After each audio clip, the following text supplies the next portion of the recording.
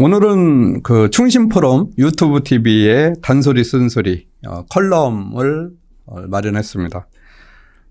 저는 그 단국대 이영행 부동산 박사입니다. 부동산에 대한 부분은 전 국민이 누구나 큰 관심을 가지고 있고, 우리 충청권에 대한 관심은 더욱더 크다고 볼 수 있죠. 그 이유는 이제 우리 부동산이 갖는 그 상징적 특성이 우리 그 수도권과 가장 인접한 우리 천안, 아산, 그리고 서해안 벨트 이런 지역이 결국은 지방과 수도권의 부동산 가격차를 말해주는 하나의 그 접경 지역이 되기 때문에 그렇습니다. 오늘 다루는 얘기는 우리 부동산 컬럼을 쓰다 보면 제일 중요한 것이 리스크입니다.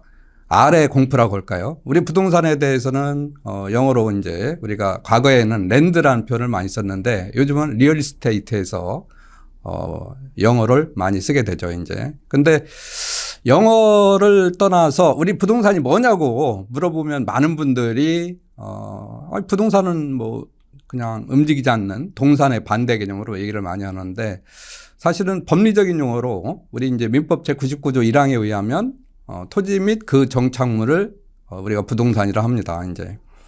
그래서 토지 부분은 아주 중요한 부분이 되고, 이 토지에 대한 여러 가지 이제 함정 중에 하나가 오늘 함정 컬럼의 중요한 포인트이기 때문에 말씀을 드리면, 토지는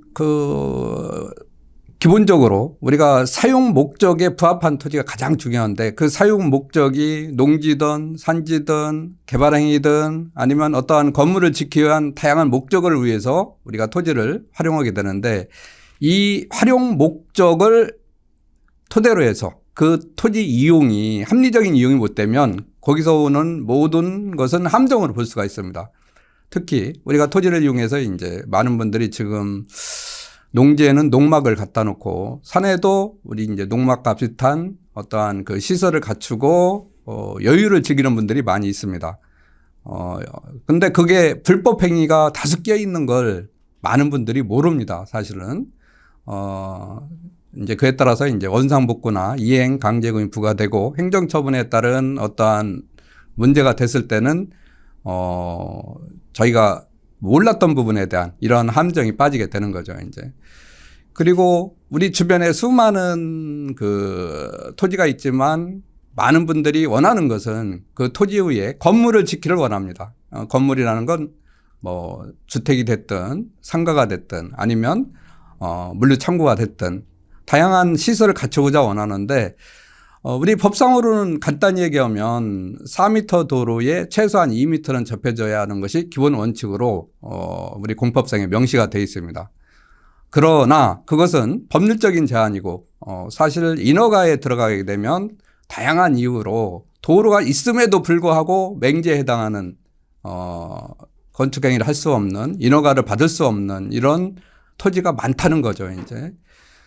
그 이유는 토지의 이용은 합리적인 이용이 돼야 되는 거고, 이용의 편익성에서 나 자신을 위한 토지 이용이 아니고 사실은 이제 공익적 목적이 좀 다루어져야 되는데, 이 공익의 목적은 바로 불특정 다수인한테 해를 줘서는 안 됩니다. 우리가 이제 토지를 활용하고 이용해서 내가 뭔가 수익을 창출하고자 노력하지만 그 수익 창출 행위가 나를 위한 부분도 물론 중요하겠지만 더 중요한 것은 이용자인 다수의 불특정인들한테 불편을 줘서는 안 된다는 거죠, 이제.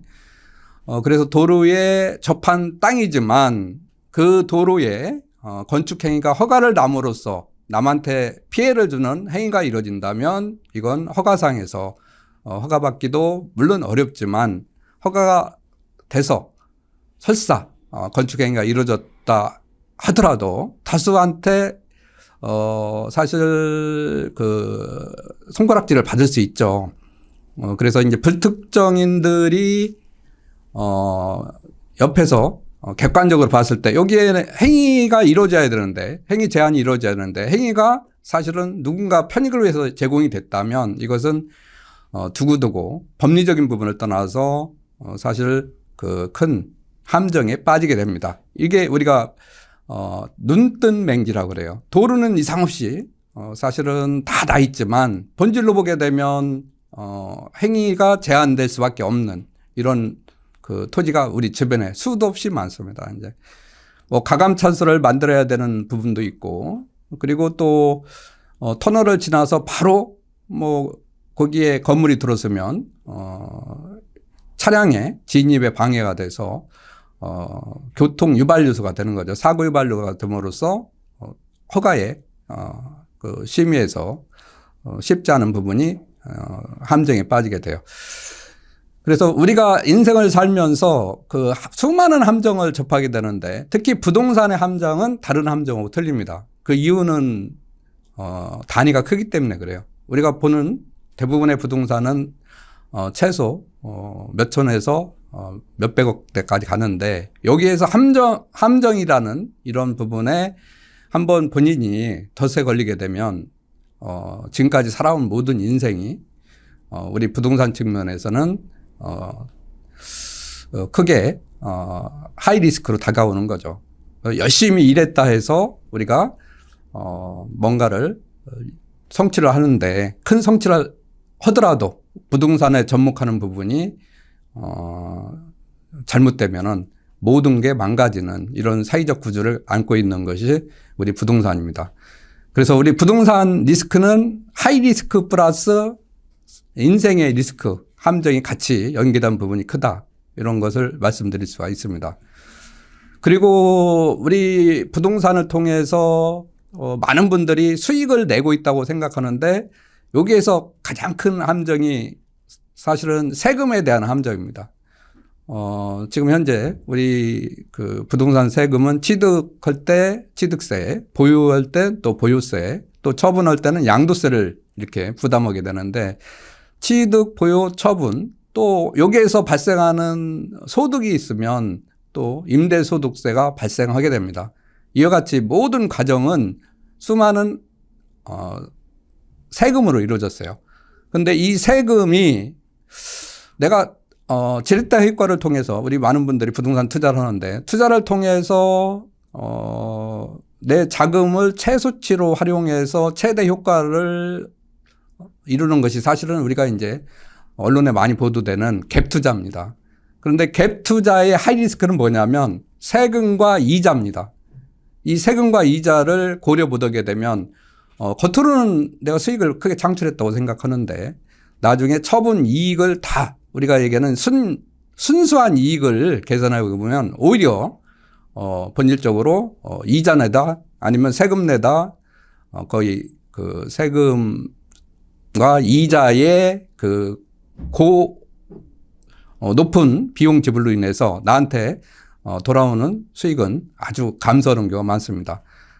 이러한 리스크는 우리가 별로 신경을 안 쓰는 리스크지만 세금에 대한 리스크만큼은 우리가 투자를 하든 부동산에 관심을 갖든 모든 부분에 대해서 아주 유의할 이런 부분이 해당이 됩니다.